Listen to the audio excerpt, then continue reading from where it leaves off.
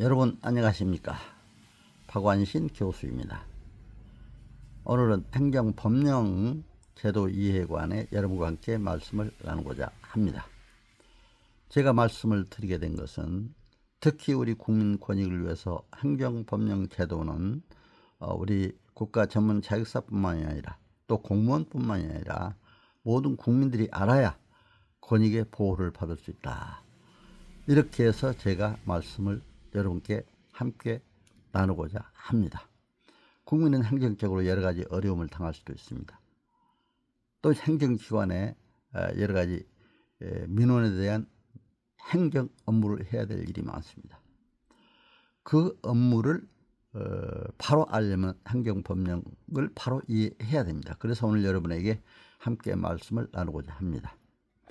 특히 저는 이제 사무관, 서기관 경력을 인정받아서 제1회 1기로 행정사 자격을 받고 또 이제 2014년도 바로 1기 교육을 마치고 서울시장으로부터 수료증을 받았습니다.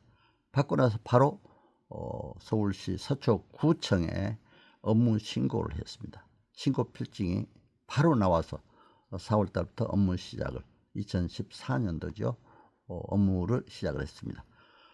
법원 앞에 소망행정사 사무소를 차리고 행정에 관한 법률에 관한 또 국민 권익을 어떻게 하면 좀 더 잘 보호할 것인가 이런 차원에서 제가 이제 행정사 자격을 받고 교육을 지금까지 2014년도부터 또 대한행사협회 교육부회장 또 이사 여러 법률정책위원장을 맡으면서 그리고 이제 2021년도 대한행사회로 통합이 되면서 초대 이사, 교수, 교육위원, 종합적으로 또 교수법까지 우리 교수들에게 가르치면서 제가 행정법령 이해에 대한 강의를 하게 됐습니다. 그래서 오늘 여러분과 함께 이 말씀을 나누고자 합니다.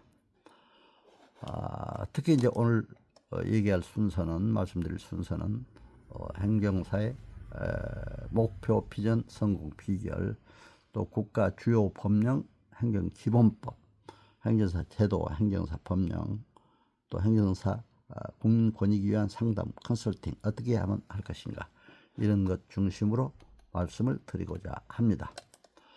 제가 항상 어디에서 강의할 때마다 이 말씀을 많이 드립니다.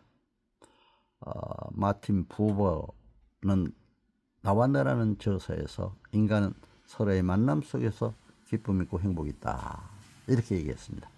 사실은 여러분과 오늘 저의 이 만남이 기쁨과 행복의 시간 되시기를 간절히 기원합니다. 그리고 이제 하버드 대학에서 연구한 결과로 성공 덕목 4요소가 있죠. 지능, 지식, 기술, 자세. 이 4요소 중에 자세가 성공의 97%를 차지한다. 그러니까 여러분 어때요? 자세가 성공의 97%, 인간관계가 성공의 85%를 차지한다. 이렇게 얘기를 하고 있습니다. 이러한 모든 통계 수치를 보더라도 우리가 세상 살아가려면 자세와 인간관계가 중요하다고 생각이 됩니다. 그래서 오늘 이런 말씀을 드렸습니다. 그래도 내가 어떤 일을 할 때 호지자 부려 낙지자란 논어의 말도 있죠. 좋아하는 것보다는 기쁘게 해야 된다. 저는 그래서 여기다 제 말로 한마디 고쳐봤습니다. 낙지자 부려 감지자. 즐거워하는 것도 좋지만 또 감사하는 게 더 좋다. 여러분 제가 인생을 살아보니까 그래요. 기쁨으로 감사로 살면 행복합니다. 누구나 어려움이 있습니다.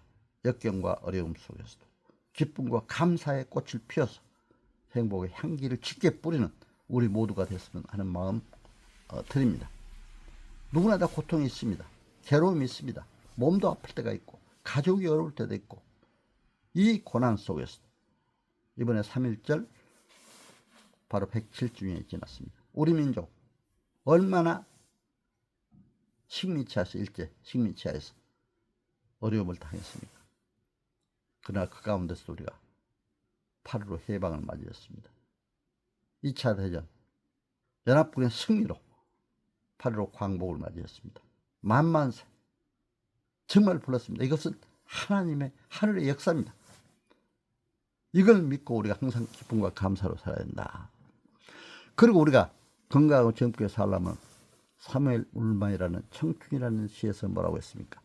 인간은 나이가 들어서 늙는 것이 아니라 이상꿈 열정을 이루면 늙는다. 이렇게 얘기를 했습니다.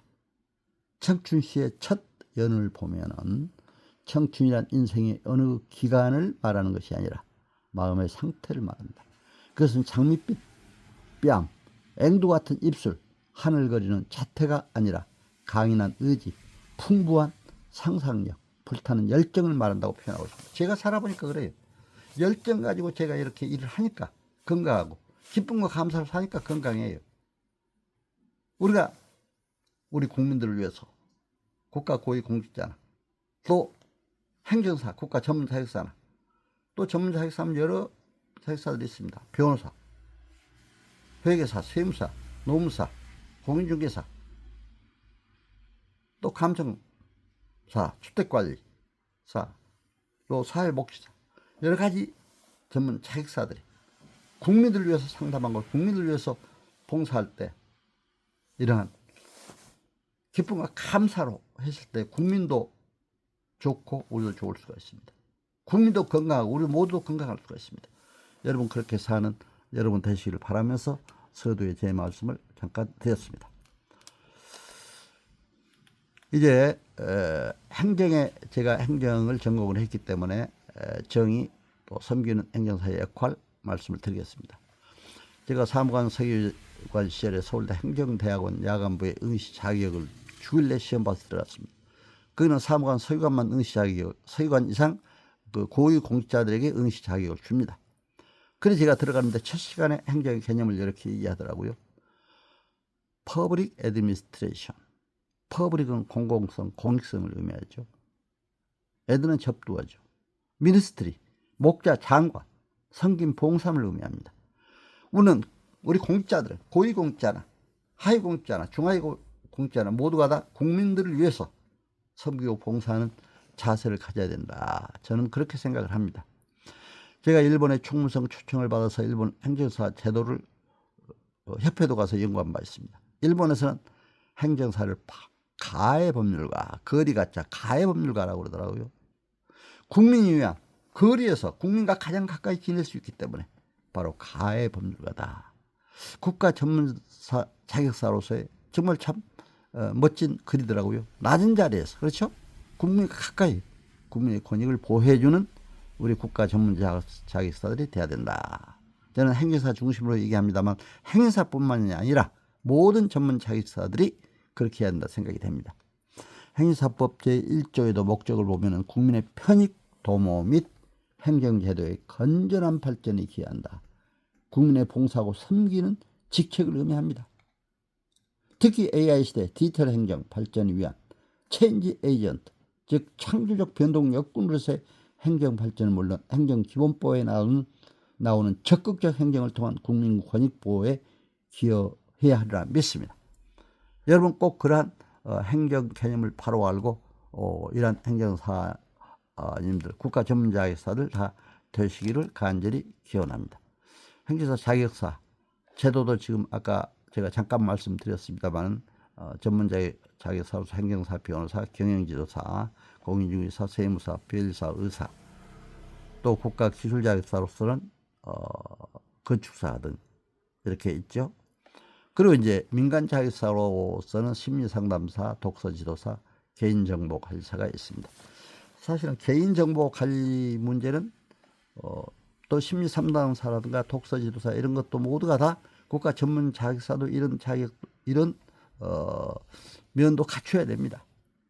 개인정보보호법을 알아야 또 우리가 각 전문 자격사로서 국민들 권익보호에 이바지할 수가 있습니다. 더 크게 기여할 수가 있습니다. 그래서 여러분들에게 이 말씀을 또 드리는 겁니다.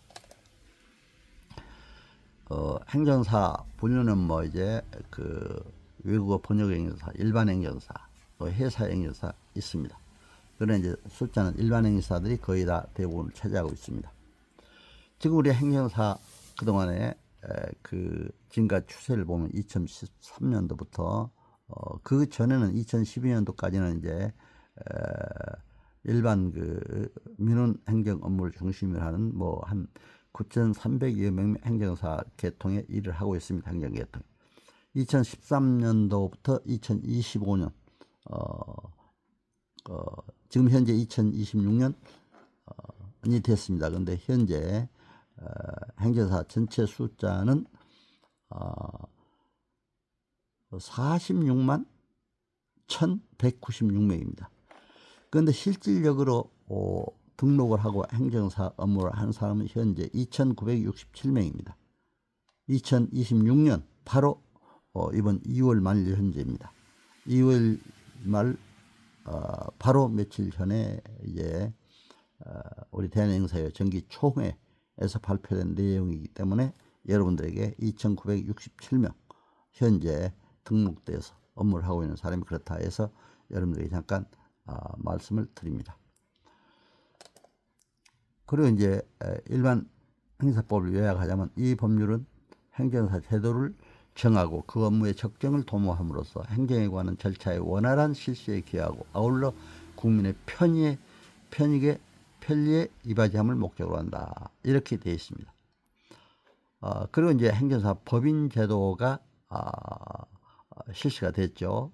그런데 일본에 가보니까 법인이 상당히 많더라고요. 514 법인이나 있어요. 그런데 이제 우리나라는 아직까지 그렇게는 안 됩니다만은 그래도 우리나라도 법인 제도가 됐다.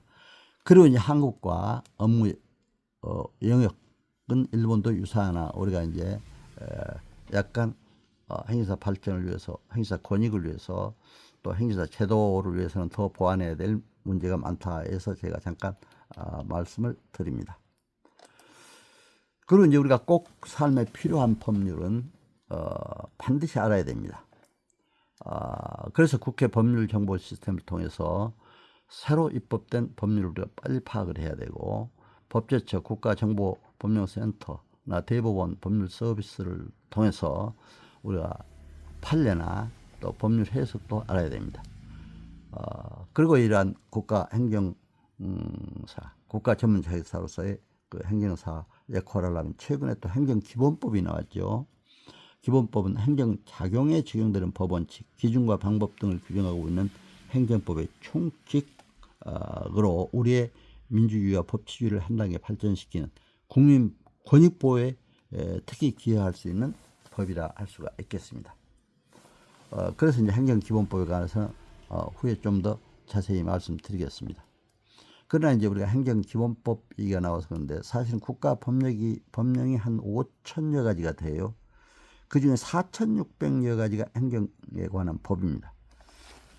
그렇기 때문에 모든 정부기관이나 지방자치기관이나 공공기관에 적용되는 행정법이잖아요. 그래서 이러한 행정법에 대한 또 그것을 종합적으로 알려면 행정기본법에서 총칙적 개념으로 또 이렇게 2022년도 국회에서 통과돼서 발표 시행되고 있습니다. 참고로 여러분들이 아시고 기본법에 관해서는 좀 더 자세히 다음 말씀드리겠습니다. 행정사로서 알아야 될 주요한 법령, 헌법도 반드시 알아야 되죠. 그렇죠? 헌법은 국가의 기본법이기 때문에 헌법은 국민의 기본권을 보장하고 국가의 통치체제를 규정하는 국가의 기본법인 동시에 최고의 법규입니다. 그리고 국가의 기본 조직과 작용에 관한 근본법이라 이렇게 할 수가 있습니다. 헌법 총강에는 민주, 평화, 통일, 국민 행복을 규정하고 있습니다. 제1조, 제4조, 제5조, 제10조에는 국민 편익, 행복, 바로 행정사법 1조도 국민 권익보호도 바로 여기에 헌법에 근거하고 있습니다. 제37조 2항 법정주의, 행정기본법에 규정하고 있습니다. 법의 원칙에 따라서 모든 행정도 이루어져야 됩니다. 그렇죠? 국민의 모든 자유와 권리는 국가 안전보장, 질서유지, 공공복리를 위하여 필요한 경우에 한하여 법률로서 제한할 수 있다. 제한하는 경우에도 자유와 권리의 본질적인 내용을 침해할 수는 없다. 이렇게 되어 있습니다. 그래서 이러한 것도 우리가 알고 모든 법을 알아야 된다. 그래서 특히 이제 헌법도 알아야 된다. 저는 해서 잠깐 말씀을 드렸습니다. 그런 이제 헌법 이외에도 우리가 많이 알아야 될 법들이 있습니다. 민법도 알아야죠. 민법은 사법입니다. 그래도 우리가 공법은 행정법은 공법입니다. 그래도 민법을 알아야 되겠더라고요. 행정법과 민법은 또 밀접한 관계에 있다고 저는 봅니다. 왜? 민법은 개인의 권리에 관한 법, 일반 사법이라고 그러죠. 실체법적 성격을 가지고 있습니다. 뭐 민사소송법, 형사소송법, 행정소송법은 절차법적 성격을 가지고 있죠. 행정기본법 6조에 보면 기간계산 시 민법을 준용한다 이렇게 됐어요. 그래도 민법 총칙에 나오는 계약 부분을 알아야 행정사 업무를 또 계약에 관한 업무도 할 수가 있기 때문에 이런 것들을 우리가 알아야 됩니다. 그리고 민법 총칙의 법률 행위를 알아야 행정 행위를 알 수가 있습니다. 그럼 법률 행위란 뭡니까? 일정한 법률 효과의 발생을 목적으로 하는 한 개 또는 수개의 의사표시를 필요 불가결의 요소로 하는 법률 요건이다. 이렇게 얘기를 하고 있습니다. 그럼 이런 행정행위도 바로 이런 법률 행위입니다. 의사표시가 중요하죠. 그러니까 행정행위도 국가기관의 의사표시, 국민의 의사표시가 중요합니다. 법률행위의 종류에는 단독행위, 계약, 합동행위가 있습니다. 행정행위는 권력적 단독행위죠. 그러나 민법상 법률행위는 단독행위, 계약, 합동행위가 함께 있습니다. 이런 것들을 알아야 일을 할 수가 있습니다. 왜? 단독행위 뭡니까? 행위자 단독 의사표시를 하는 설립하는 행위죠. 상대방 없는 단독행위가 있고 상대방 있는 단독행위가 있습니다. 상대방 없는 단독행위, 재단법인 설립행위. 바로 이건 우리 행정사들이 해줘야 됩니다. 그리고 계약은 청약과 승낙이라는 두 개의 의사표시 합치로 성립하는 법률 행위입니다. 그렇기 때문에 여러분 계약서 행정사들이 쓸 수가 있습니다. 그런데 특히 부동산에 관한 계약서는 조심해야 됩니다. 단순히 계약서를 써주는 건 좋지만 공인중개사들의 업무까지 침범하면 안 되잖아요. 공인중개사는 중개사법에 고객이 오면 집도 보여주고 땅도 보여주고 그 의사표시 합치가 되면 계약서를 씁니다.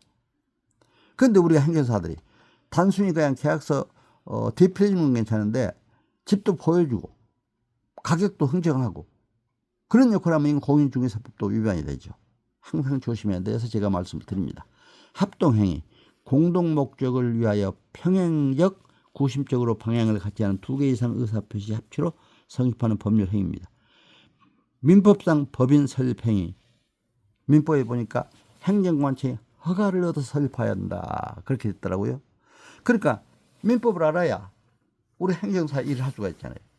행정관청의 허가를 얻어야 되니까 그래서 행정사 업무로서 이러한 내용을 알아야 법인 설립 인허가 행위라든가 또 법인 설립 기타 이런 합동행위에 대한 여러 가지 행정행위를 할 수가 있다 해서 말씀을 드립니다. 상법상 법인은 영리법인이잖아요. 행정법상 법인은 공익법인입니다. 그렇기 때문에 영리법인과는 다르잖아요. 상법상 영리법인하면 뭐가 있습니까? 주식회사, 한명회사, 합자회사, 유한회사. 그런 회사들은 영리법인은 등기함으로써 설립한다 이렇게 되어 있습니다. 그러니까 이런 법을 명확하게 알아야 법인 설립도 제대로 할 수가 있다 해서 제가 말씀을 드립니다. 자, 그럼 이제 행정기본법 중요하기 때문에 잠깐 말씀드립니다. 행정기본법이 제정되면서 행정의 원칙과 기준이 법률에 명확히 규정됐고 법제를 총괄하는 법제처에서는 헌법에 위반되는 법률이 시행되지 않도록 중요한 역할, 행정의 헌법적 가치 구현, 실질적 법치주의 기틀을 마련했습니다. 행정기본법은 40개조로 되어 있고 부칙 7조로 되어 있습니다. 그래서 2021년 3월 24일 제정됐고 이제 2021년 바로 시행이 됐습니다. 그래서 지금 이제 행정기본법이 완전히 이제 시행 단계에 있는데 이런 행정기본법도 바로 알아야 우리가 행정에 관한 업무를 할 수가 있다. 이렇게 봐서 잠깐 말씀을 드렸습니다.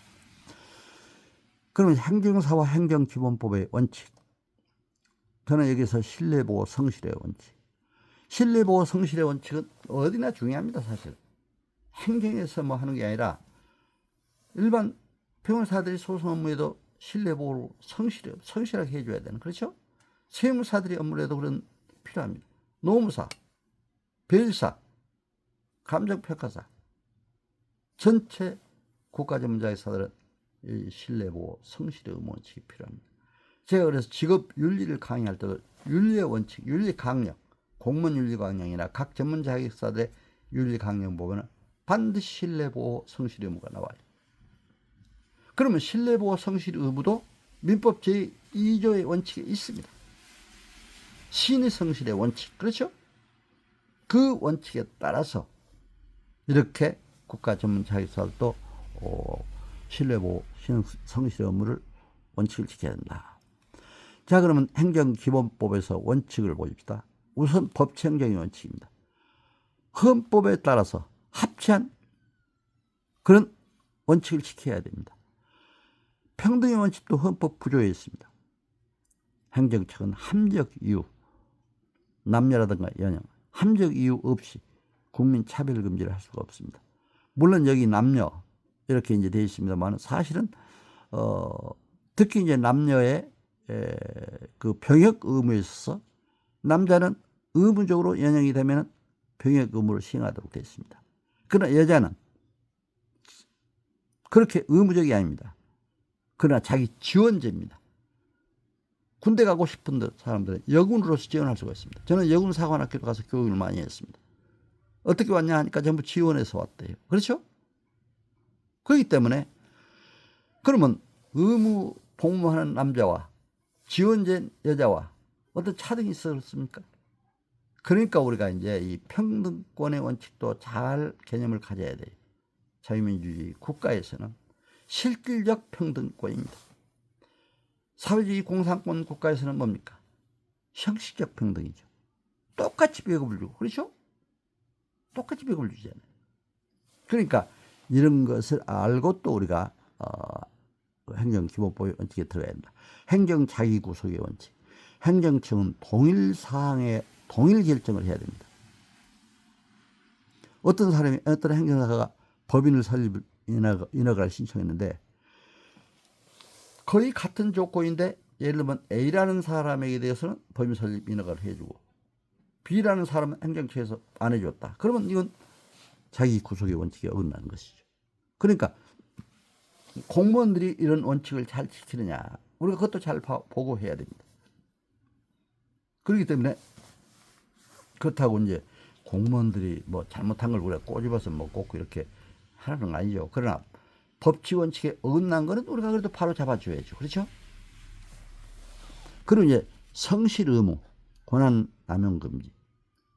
신의 성실의 원칙에 따라서 권한을 남용을 금지의 원칙을 가져야 한다.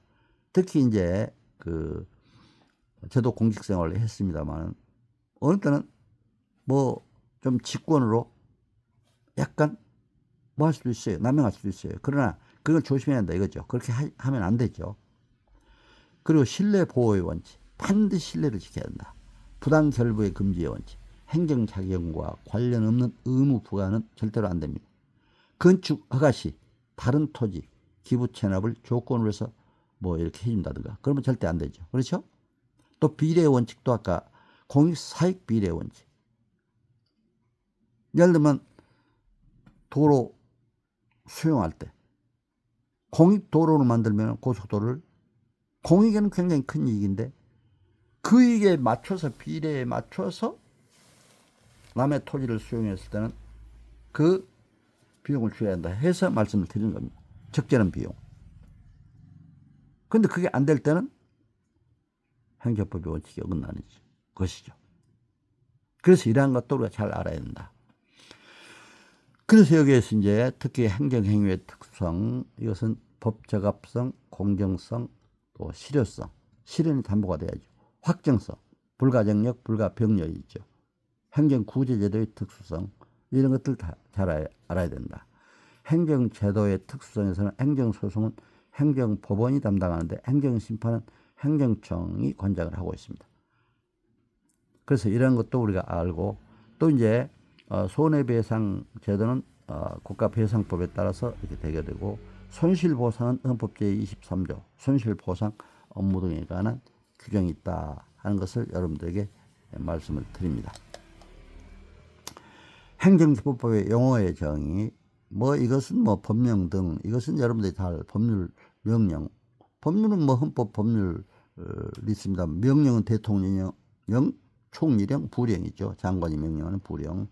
또 국회 규칙, 대법원 규칙, 헌법재판소 규칙, 중앙선거관리위원회 규칙, 감사원 규칙 등이 있습니다. 또 이제 행정규칙은 헌법에 규정한 바 없으나 행정조직 내부에서 하부 행정기관에 대한 행정의 조직이나 활동을 자세히 규율하는 명령 형식입니다. 그리고 자치법규에서는 지방자치단체의 조례가 있죠. 지방의회에서 만드는, 또 지방자치단체장이 만드는 규칙이 있습니다. 이런 것도 우리가 이제 참고적으로 알아야 되리라 믿습니다. 물론 여러분들 잘 아시리라 믿습니다만 그래도 참고로 제가 말씀을 드렸습니다. 행정기본법상 행정청의 책무, 행정청이란 다음 각목의 자를 말합니다. 행정에 관한 의사를 결정 표시하는 국가 또는 지방자치단체의 기관, 그 밖의 법령 등에 따라 행정에 관한 의사를 결정하여 표시하는 권한을 가지고 있거나 그 권한을 위임 또는 위탁받은 공공단체 또는 그 기관이나 사인을 의미합니다. 국민 주권주의에서 볼 때 근원적인 행정주체는 국민이라 할 수 있지만 행정 현실에서 국민 모두가 행정체로서의 행정을 담당할 수가 없어서 행정주체로서의 국가, 지방자치단체, 공공단체와 공무수탁 사인에게 또 위임해서 행정주체가 되고 있다는 것을 알아야 됩니다. 그럼 국가와 지방자치단체의 책무는 뭐냐? 3조에 되어 있죠. 행정기본법. 국민의 삶의 질을 향상시키기 위하여 적법 절차에 따라 공정하고 합리적인 행정을 수행할 수 책무가 있습니다. 그리고 이제 행정기본법 4조에는 적극적 행정 추진을 강조하고 있습니다. 행정환경 변화에 따른 창조적 변동 요건으로서 요즘 AI 시대 적극적으로 대응해야 됩니다. 그렇기 때문에 행정안전부에서는 디지털 행정에 대응하는 여러 가지 또 안도 내놓고 있고, 국민권익위원회에서도 디지털 행정에 대응하는 여러 가지 그러한 그 행정 규정을 마련하고 있습니다. 그리고 이제 행정기본법의 부칙에 보면 이 법은 공포한 날로부터 시행한다. 그러니까 이제 바로 이건 다 아는 얘기입니다. 또 제척기간이 있죠. 행정청은 법령 등의 위반 행위가 종료된 날로부터 5년이 지나면 해당 위반 행위에 대하여 제재 처부, 또 인허가의 정지라든가 취소, 철회, 등록 말소, 영업소 폐쇄와 정지를 와 같은 과징금 보관을 말한다. 이런 것을 할 수 없다고 되어 있습니다. 그러니까 어떤 법령 등 위반 행위가 5년이 지나버리면 할 수 없다 이거죠. 그러니까 그때가 5년 지났는데 무슨 영업소가 영업을 잘못했다고 해서 그때 영업 정지 처분을 한다. 이런 건 위반이라 이거죠. 그러니까 우리가 행정사들은 이것도 잘 알아야 돼요. 국가 전문자 의사들은. 알아야 어떤 구제를 할 수가 있잖아요. 다음 각호의 어느 하나에 해당하는 경우에는 1항을 적용하지 아니한다. 거짓이나 그 밖에 부정한 방법으로 인허가를 받거나 신고를 하는 경우, 당사자가 인허가의 신고를 위법성을 알고 있었거나 중대한 과실로 알지 못한 경우, 정당한 사유 없이 행정청의 조사, 출입, 검사를 깊이 방해 거부하여 제척기간이 지난 경우, 그러니까 이런 당사자들 간에 이러한 위법성이 있을 때, 부당한 또 일이 있을 때는 행정청이 다시 행정처분을 할 수가 있다 이런 얘기죠. 또 제재 처분을 아니하면 국민의 안정, 생명, 환경을 심각하게 해치거나 해칠 우려가 있는 경우, 이것도 이제 다시 할 수 있다 이거죠. 행정청은 제1항에도 불구하고 행정심판의 재결이나 법원의 판결에 따라 제재 처분이 취소, 철회된 경우에는 재결이나 판결이 확정된 날로부터 1년이 지나기 전까지는 그 취지에 따른 새로운 제재 처분을 할 수가 있다 그랬습니다. 이것도 참고로 하시고, 다른 법률에서 1항 3항의 기간보다 짧거나 그 기간을 규정하고 있으면 그 법률이 정하는 바에 따른다. 이렇게 규정을 하고 있습니다. 그런 이제 행정작용 처분 인허가제 공법상 계약 과징금 행정강제 이의신청 재심사죠. 이제 행정처분에 관한 것은 행정기본법 14조 23조에 있습니다. 행정처분, 공권력 행사라든가 거부, 또 이에 준한 행정작용, 적용 기준은 불소급 원칙에 따른다. 또 특별한 규정이 있는 경우는 제외한다. 예를 들면 헌법 제10조 4항 인간의 존엄과 같이 제재 처분이 국민에 유리한 경우는 세법 적용과 가태료 500만 원이 200만 원으로 이렇게 예를 들면 감소된 경우는 세법을 따라야 한다 이런 얘기죠. 그렇게 이제 이런 것들을 우리가 잘 알아야 된다. 또 공법상 계약은 당사자의 합의를 바탕으로 하여 행정의 효율성과 민주성과 제고에 부합 행정 주체 간 도로관리 합의를 한다든가 행정 주체와 사인 간 합의로 계약 행정청이 민간 수탁기관과 합의 계약 또 일반법 행정 주체 상호 사무 위탁 공익사업 관련 손실보상 협의에 관한 이런 것들은 공법상 계약이다 이렇게 볼 수가 있습니다. 또 이제 제17조에는 인허가 의지하는 부관 규정이 있어요. 부관 처분에 재량이 있는 경우 조건, 기한, 부담, 체력권 유보를 붙일 수가 있다. 주된 인허가를 받으면 법률로 정한 바에 따라 그와 관련된 인허가 받은 것으로 보고 있습니다. 예를 든다면 재건축 승인을 하면서 도로 점용 인허가를 의지하는 것이죠. 그렇죠? 이런 것들이 있다 해서 말씀을 드렸습니다. 그런 이제 인허가 기준의 의제는 뭐 지금 말씀드렸기 때문에 뭐 좀 더 말씀을 드리지 않겠습니다. 행정처분에서 이제 과징금, 행정상 강제 이의신청 이거 한 번 더 재심사 다시 한 번 더 살펴보겠습니다. 행정상 강제는 행정목적 달성을 위해 필요한 경우 법률로 정한 바에 따라 행정상 강제, 행정대집행이나 불법 건축물 미철거 시에 행정청이 대신 철거한다든가 이행강제금, 의무 불이행 시 금전 납부를 한다든가 또 직접 강제징수, 국세청에서 납부 안 할 때 직접 강제징수할 수도 있습니다. 그럼 이제 이의신청, 행정심판의 대상이 된 처분이 있을 때 처분 받는 날로부터 30일 이내에 이의신청을 해야 됩니다. 처분 받는 날로부터. 행정심판과 행정소송이 함께 해도 되고 임의 선택도 할 수가 있습니다. 그러나 필요적 행정심판주의가 적용되는 것도 있습니다.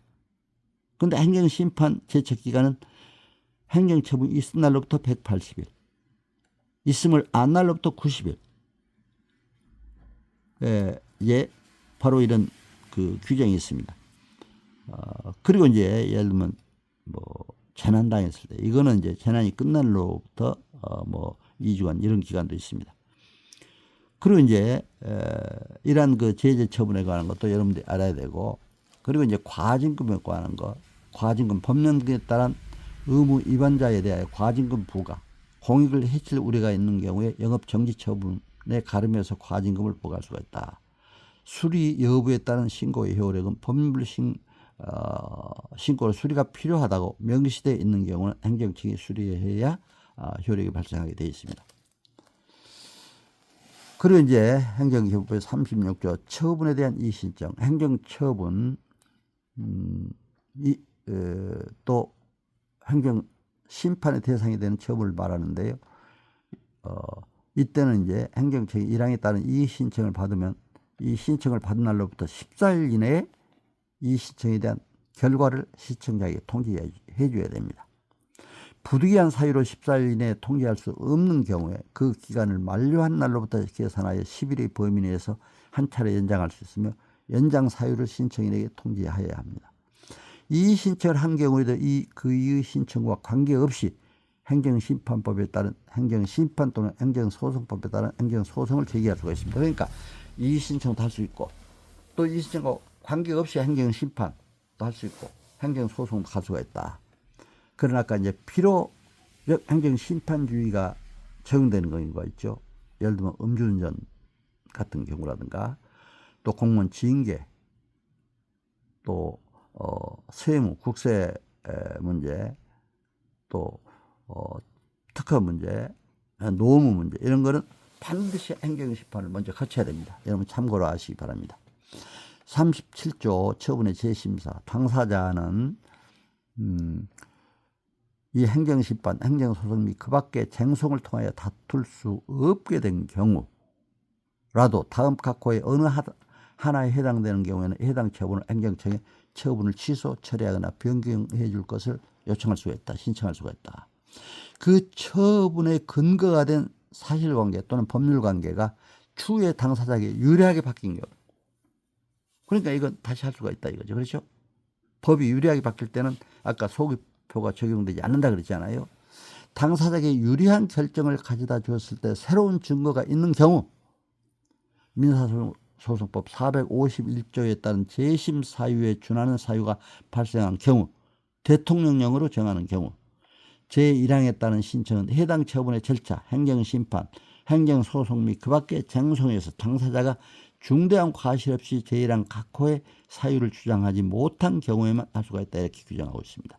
제1항에 따른 신청은 당사자 제1항 각호의 사유를 안 날로부터 60일 이내에 해야 한다. 다만 처분이 있은 날로부터 5년이 지나면 신청할 수 없다 이렇게 돼 있죠. 이런 것도 알고 우리가 이제 해야 된다.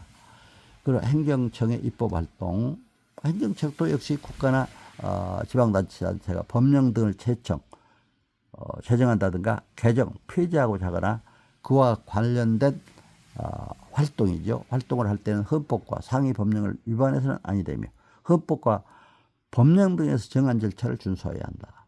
행정의 입법활동은 다음 각호의 기준에 따라야 한다.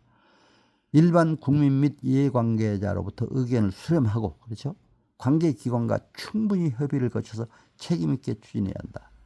법령 등의 내용과 규정은 다른 법령 등과 조화를 이루어야 하고 법령 등은 상호 간에 중복되거나 상충되지 아니해야 한다. 법령 해석, 누구든지 법령 등의 내용에 의문이 있으면 법령을 소관하는 중앙행정기관의 장과 자치법규를 소관하는 지방자치단체의 장에게 법령 해석을 요청할 수 있다. 법제처나 관련 행정부서의 법령 해석도 중요하지만 분쟁 시 대법원 판례 확인도 또 중요합니다. 저는 이제 인허가 신청을 하면서 서울시에 한번 인허가 행정을 신청한 바 있었습니다. 그런데 서울시에서 법제처의 그 법령 해석을 저희들한테 예로 준 것을 제가 참고로 말씀을 드립니다. 예를 들면 우리 이제 행정사법이나 또 우리 여러 가지 법령에서 보통 법인 설립 인허가를 할 때는 이제 지방관청에 해야 되느냐. 또 그런데 보통 지방관청으로 그렇게 많이 들어온대요. 예를 들면 서울수의로 그때 몇천 건이 들어왔다고 그러더라고요. 그래서 이제 법령 해석을 했대요. 이게 과연 지방자치단체에서 다 해야 되느냐, 아니면 관청에서 해야 되느냐 하고 이제 해석을 했는데 법제처에서 그렇게 그 해석이 나왔다고 저희들한테 보여준 거 있어서 참고로 말씀드립니다. 예를 들면 서울시에 주소가 있어서 서울시 기준으로 했을 때는 서울시 시청해야 된다 이거죠. 그렇죠? 그 법인이 설된 주소가 법인의 그 장소가. 그러나 법인이 각 지방관처에 지방 어떤 그 다시 그 회사 예를 들면 뭐 법인이라면 그 법인의 그 지방 지소가 또 지사나 이런 게 있을 때 그래 광역 단체별로 생각하는 거죠. 서울 예를 들면 뭐 경북, 부산, 대구, 뭐 광주, 대전, 충청, 뭐 강원도 이렇게 몇 군데가 있을 때는 두세 개, 세 개 이상 있을 때는 반드시 지방 중앙행정관서에 해야 된다. 이렇게 해석이 나왔습니다. 그러나 서울시에 주소만 있을 때는 서울시에 해야 된다. 그렇죠? 그렇게 해석이 나왔더라고요. 그러니까 이제 우리 대한행정사회 예를 들더라도 대한행정사회는 지방행정사가 수없이 많습니다. 각 시도별로 있고 각 뭐 구단으로도 뭐 지회도 있고 또 몇 개 구 합해서 지방행정사회도 있고 그렇습니다. 그렇죠? 그렇기 때문에 중앙행정기관 행정안전부에서 인허가를 받습니다. 여러분 참고로 이건 말씀드립니다. 그래서 이러한 그 인허가 절차도 있다 해서 이제 여러분들에게 잠깐 말씀을 드렸고요. 행정심판이나 행정제도에 관해서는 이제 아까 말씀드렸잖아요. 행정심판, 행정소송. 행정소송은 행정법원에서 해야 되고, 또 행정심판은 우리 국민권익위원회 산하 행정심판위원회, 또 지방행정심판위원회가 있습니다. 저도 행정심판도 실제 한번 해봤습니다. 그런데 예를 들면 구청에서 영업정지 허가를 받았다. 업무정지 처분을 받았다. 이렇게 했을 때는 서울시 지방행정 심판위원회에 제기를 합니다. 그때도 증거를 잘 내야 돼요. 그렇죠? 그러니까 이제 이런 때는 할 수 있고, 그런데 그런 업무정지나 영업정지나 바로 소송으로 갈 수가 있죠. 그렇죠? 소송은 행정법원에 가야 됩니다. 그런데 저는 이제 행정법원에 제가 행정실습기간 실습을 하면서 법원에 꼭 가서 실습을 했어요. 그런데 너무 감사한 게 그때 그 판사들이 그렇게 친절하게 잘해주면서 우리 행정사들한테 아주 영상으로 설명도 잘 해주고 그러더라고요. 올 때 또 아주 유인물도 잘 주고 선물도 주시면서 너무나 제가 고마워요. 그러니까 우리가 행정사도 서로 법조인들하고도 어느 자격사단체들하고도 서로 협력하면서 저를 잘해야 된다고 생각이 됩니다. 그때 제가 잊지 못한 게 동영상을 봤는데 어떤 사람이 음주운전으로 면허가 취소됐어요. 근데 행정심판에 거쳐야 되니까 행정심판을 먼저 갔는데 거기서는 기각당했어요. 그래서 다시 행정심판으로 갔어요. 음주운전이라는 게 필요적 행정심판 전치주의니까 반드시 먼저 가야 되잖아요. 그래서 다시 이제 행정소송으로 왔습니다. 행정소송을 하는데 거기서는 승소했어요. 어떻게 됐느냐. 그 영상 내용에 이 사람이 술 한잔 먹고 대리운전 기사를 불렀어요. 불러서 갔는데 자기가 처음에 서로 약정한 금액보다도 더 달라고 그러니까 운전기사는 또 다 이유가 있죠. 자기가 생각한 것보다 훨씬 멀리 가거든요. 더 달라고 그랬어요. 더 주니까 그 차주는 아니 뭐 처음에 얼마로 약정했는데 왜 더 줘야 되느냐 하고 또 항의를 했어요. 그러니까 둘이 다투다가 그냥 운전하는 그 기사가 내려버렸어요. 화가 나니까.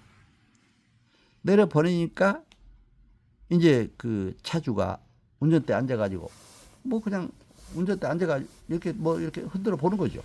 그때 경찰관이 지나가다가 보고 음주 측정을 하니까 혈중 알코올 농도가 면허 취소 기준에 달하거든요. 그러니까 취소가 된 거예요. 그런데 행정심판에 가서는 졌습니다. 행정소송에 가서 이겼습니다. 어떻게 이기느냐. 이제 행정소송 심판에 지니까 행정소송에 가서는 그거를 철저하게 증거를 잘 냈어요. 차주가 운전기사한테 자기는 사실이라고 하면서 사실이니까 아니 나는 운전 한 발짝도 안 했다. 바로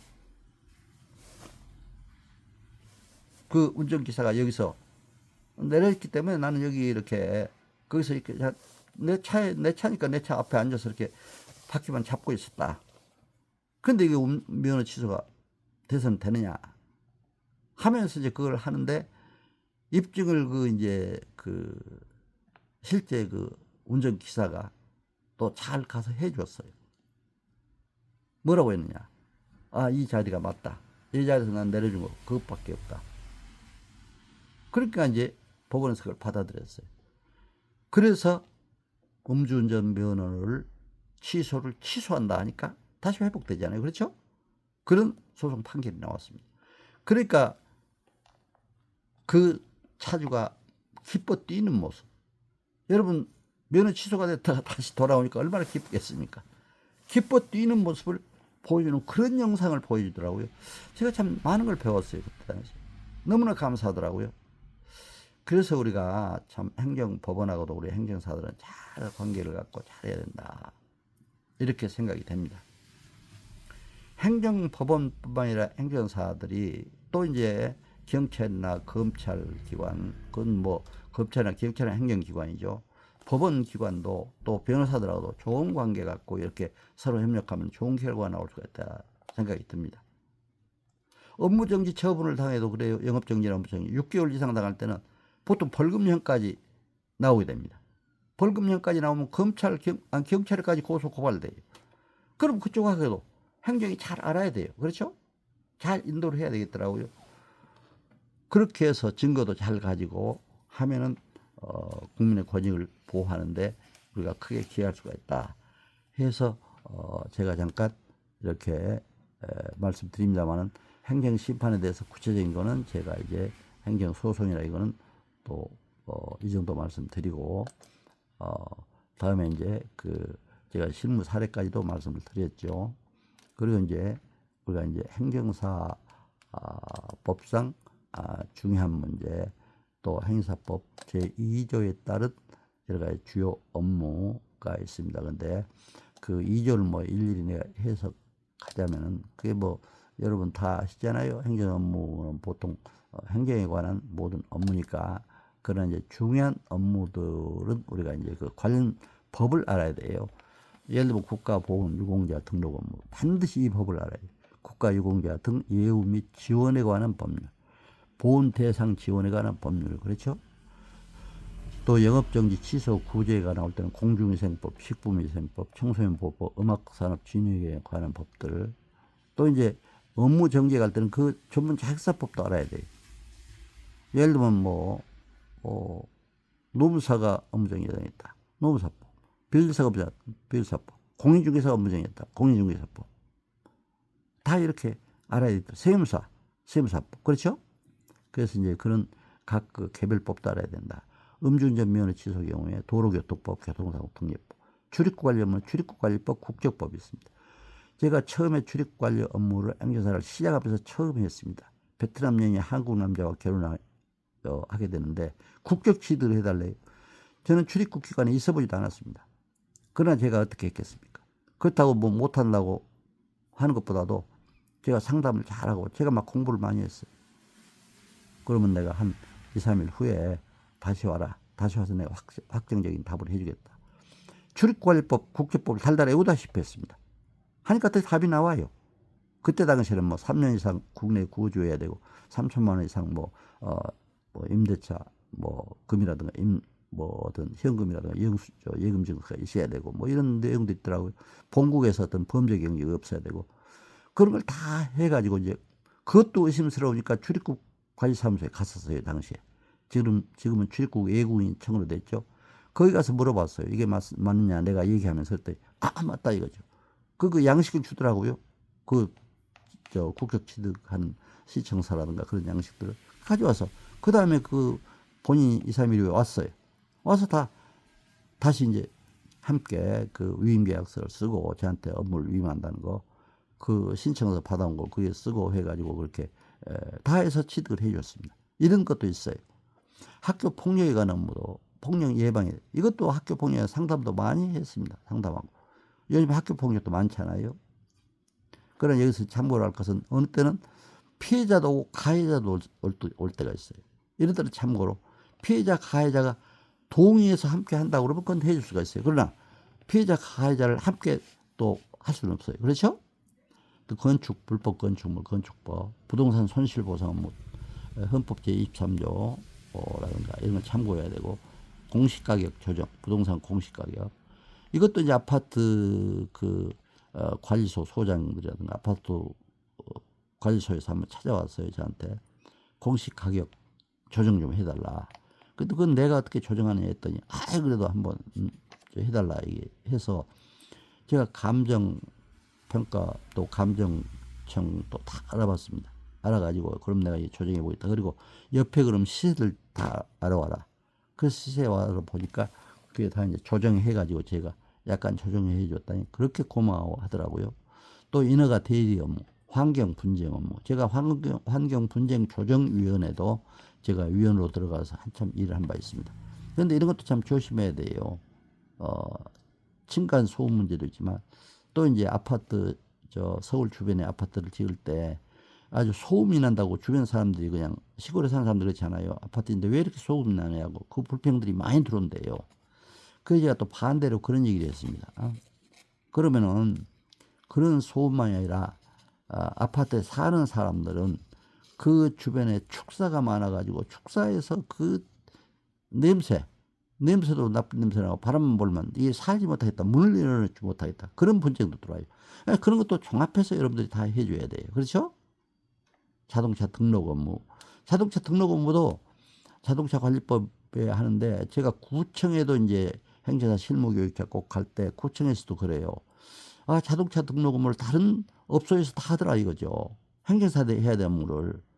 근데 사실은 이것도 행정사들이 해야 될 업무인데 자동차 등록법에 따라서 근데 거기도 그때도 보니까 뭐 그때는 뭐 내가 한참 실습 담당하고 업무 할 때는 뭐 보통 한 건 하는데 3, 4만 원, 4, 5만 원 하는데 어떤 사람은 하루만 30건도 가진다고 그러더라고요. 조그만 것 같지만 그렇게 많지 않아요. 그래서 이제 돈이 문제가 아니라 그 사람들의 편익을 위해서 우리가 해야 될 일이다. 저작권 등록 업무 이것도 필요합니다. 저는 사실은 음악 제 시집을 보고 제가 이제 대학 교재도 법정대학 교수로 있을 때 한 30여 권 쓰고 또 이제 시집도 한 10권 썼습니다. 그런데 제 시를 보고 그리움강산 작곡하신 유명한 최영섭 선생 12곡을 작곡해 주시고 비둘기 작곡했던 김기웅 선생이 3곡 또 가요 한 2곡 가곡 한 그러니까 15곡 이렇게 해서 17곡이 지금 음악저작권협회에 등록이 됐습니다. 사실 저작권 등록도 행정사들이 해야 될 일이에요. 저는 행정사를 실제 내가 다 등록도 해보니까 정말 그것도 의미가 있더라고요. 음악저작권협회도 문화체육관광부 산하의 저작권협회잖아요. 국가기관의 산하의 기관이잖아요. 그래서 이런 것도 해야 된다. 또 사회복지 업무. 저는 사회복지 업무도 많이 상담도 해주고 그렇게 했습니다. 사회복지 업무도. 그래서 이런 것도 있다는 것을 여러분들이 알고 이렇게 이제 잘 하면 아주 훌륭한 그런 행정사들이 될 수 있다 해서 제가 말씀을 드립니다. 그래서 이제 우리가 이런 행정사로서의 국민 상담도 잘해야 돼요. 우리 행정사법 2조에도 나오죠. 바로 상담, 컨설팅. 저는 경영 컨설팅 자격을 갖고 있기 때문에 상담 문제가 중요하다고 생각이 됩니다. 행정사와 컨설팅의 필요성. 행사법 제2조 6항에 바로 행정관계 법령 및 행정에 관한 상담 또는 자문을 하도록 되어 있잖아요. 행정 컨설팅이라고 저는 부르고 싶습니다. 고객 상담, 진단 지도에서 잘 구제를 해야 됩니다. 법령 제도, 대내 행정 운영과 함께 컨설팅 능력을 가지고 해야 됩니다. 저는 사실 경영 컨설팅 자격을 갖고 있기 때문에 기업체 한 100여 개의 기업을 진단 지도해 줬어요. 그렇게 좋아하더라고요. 기업체가 조직 관리를 잘하고 있느냐, 인사 관리를 잘하고 있느냐, 재무 관리를 잘하고 있느냐. 딱 진단해서 해줬습니다. 그런데 행정학을 전공했지만 경영학하고 배운 게 똑같습니다. 제가 서울대 행정대학원 야간부에 그 사무관, 서기관, 은시 자격을 주일에 거기 가서 다녔는데 다니다 보니까 2층에는 우리 행정대학원이 있었고 1층에는 경영대학원이 있었어요. 배우는 과목이 똑같아요. 이름만 좀 달라요. 우리는 조직행정론, 경영대학원은 조직관리론, 인사행정론, 경영대학원은 인사관리론, 또 재무행정론, 재무관리론 그렇게 부르더라고요. 배우는 게 똑같지 않아요. 다만 적용 대상이 다르죠. 행정학은 국가기관, 행정기관, 지방자치단체, 공공기관 그렇죠. 경영학은 뭡니까? 기업체, 사기업이라든가 그렇죠. 그래서 제가 이제 경영 컨설팅 자격 가질 때도 상공부에서 그때 경영 컨설팅 자격을 줬는데 상공부 장관 명의로 박사들, 행정학 박사, 경영학 박사, 경제학 박사 세 박사들에 대해서 신청을 하라고 그러더라고요. 신청을 했어요. 경영 컨설팅 자격 신청. 그랬더니 또 3개월 교육을 받으라고 하더라. 교육을 받아야 또 시험을 봐요. 시험 봐서 합격하니까 경영 컨설팅 자격이 나왔어요. 그러니까 바로 각 기업체 진단지도 또 실습이 아니라 실적은 나갔습니다. 나가서 하게 됐습니다. 그러니까 상담 컨설팅 이것도 하면서 이렇게 진단지도 상담할 때는 진단해서 지도를 잘 해줘야 되잖아요. 국민들이 어떤 어려움을 당해서 왔을 때 상담할 때 그 업무 상담을 특히 진단을 잘해가지고 지도를 잘해줘야 돼요. 그게 바로 컨설팅입니다. 그래서 중요하다 해서 여러분에게 잠깐 말씀을 드렸습니다. 그래서 이제 국민 편익 상담 설득 컨설팅, 아리스토텔레스 그리스도의 유명한 철학자죠. 수사학에서 로고스적 설득 방법, 파토스 설득 방법, 에토스 설득 방법. 로고스는 논리 정연해야 되고 풍부한 해당 분야 정보와 전문 지식이 있어야 돼요. 우리 행정사도 맞습니다. 해당 분야에, 행정 분야에, 법률 분야에, 기타 해당 어떤 분야라도 그 법에 최고의 전문 지식을 가지고 있어야 됩니다. 파토스, 감성에 호소하고 감성적 동일시해야 됩니다. 심리학의 아이덴티파이죠. 어떻습니까, 여러분? 예를 들면 운전면허 취소당했는데, 물론 음주운전을 해가지고 취소당한 그 자체가 나쁘니까 막 우리가 왜 그렇게 음주운전하면 되느냐 하고 공격할 수도 있어요. 그러나 오는 고객한테 공격보다도 우리가 그걸 좀 이해하면서 얼마나 마음이 안타까우냐. 면허까지 취소됐는데. 운전면허에서 더구나 운전해서 가족이 모두 먹고 산다는데 면허도 못해서 얼마나 안타까워. 이렇게 동일시해주면 그 사람이 훨씬 더 감사해 하지 않아요. 그러나 무엇보다도 중요한 것이 에토스적 설득 방법. 진실한 성품, 신뢰성, 설득 방법이 가장 중요하다고 합니다. 그렇기 때문에 이런 진실한 설득 방법 이런 것이 중요하다. 그래서 경영학자 피터 드라카는 경영이란 인간 경영이요. 인간 경영의 뿌리에는 근면과 진실, 사랑이 필요하다. 이런 삶의 자세가 혁신 경영을 이끄는 중심이다. 피터 드라카의 이 말이 너무 멋있어요. 그렇죠? 사랑이 필요하다. 근면과 진실, 사랑이. 그러니까 항상 신의 성실의 원칙에 따라 신뢰, 사랑. 그래서 저는 많은 사람에게 사랑할 줄 알아야 된다 생각이 됩니다. 사랑이 바로 선함의 역할입니다. 사랑, 선함의 번짐으로 바로 행정, 국민 권익을 위해서 우리가 열심히 뛰어야 된다고 생각이 됩니다. 사랑의 꽃을 활짝 펴서 국민의 행복 꽃향기를 뿌리는 이러한 우리 국가 전문자 자기사들이 다 돼야 된다고 생각이 됩니다. 이제 결론적으로 국가의 최고 전문자로서의 행정사는 행정사 제1조에 규정된 목적대로 국민의 편익을 위해 국가 행정법령 제도의 건전한 발전에 기여한다는 비전을 갖고 노력한다면 성공할 수 있습니다. 이런 확신을 갖고 행정사 업무를 수행해야 되리라고 믿습니다. 행정사는 21세기 지식경영 시대, 4차 산업혁명 시대, AI 시대, 전문가적 실력을 갖고 행정 환경 변화에 창조적으로 대응하는 창조적 변동력군, 바로 체인지 에이전트가 되어야 된다. 국민을 위해 사랑과 헌신, 근면과 진실 있는 섬김의 리더십으로 좋은 인간관계를 유지해서 반드시 성공하는 국가 전문자였어. 여러분 다 되시기를 기원합니다. 오늘 행사 법령 제도 이해에 관한 열정적으로 여러분 참여해 주시고 들어주셔서 감사를 드립니다. 여러분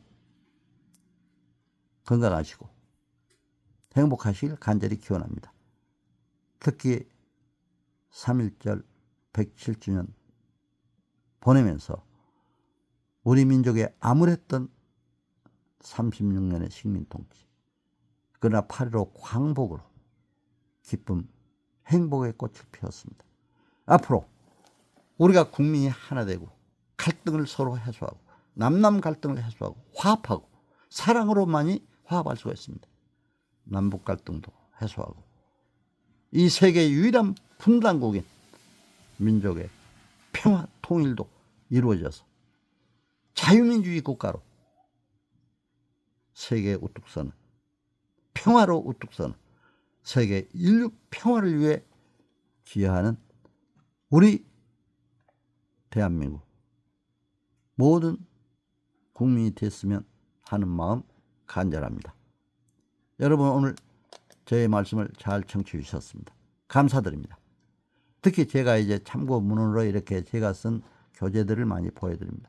대한행사 행정사 실무교육 교재도 제가 2014년도부터 계속 쓰기 시작. 저는 책을 많이 썼기 때문에 더 쓰기 시작했고, 또 2021년도 우리 행정사회에 이렇게 합해져 가지고 제가 초창기 계속 편집위원으로 이렇게 했습니다. 업무 편람이라든가 실무 교육과정, 그리고 이제 여러 사람들의 행정심판법규에 의해 또 서울 법학원에서도 제가 행정사 실무 교육도 쭉 했고, 그리고 이제 제가 인간과 윤리, 지구 문화의 사회에서 발행한 걸로 행정사 윤리 교육도 했고요. 직업 윤리 교육. 그리고 이제 일반 행정론, 또 교회 행정론, 북한 행정론, 또 세계로 하나로 달리는 진리의 빛, 평화통일 생명의 길로 또 이렇게 여러 가지 책들을 많이 냈습니다. 그래서 여러분들 또 이제 일본의 행정사 법령제도 연구에 대해서는 국회의원회관에서 주제 강연도 하면서 발표한 바 있고, 또 이제 경영 이론과 컨설팅, 직업윤리 강좌도 각 경영 지도사 또 공인인사 대상으로 한 바도 있습니다. 여러분과 함께 오늘 행정법령제도에 또 특히 국가 전문 작사들에게 필요한 이 행정법률 가지고 여러분과 함께 의견을 나누게 돼서 큰 영광을 드리며 또 감사를 드립니다. 여러분 금년 한 해 더욱더 건강하시고 행복하시길 간절히 기원합니다. 여러분 감사합니다.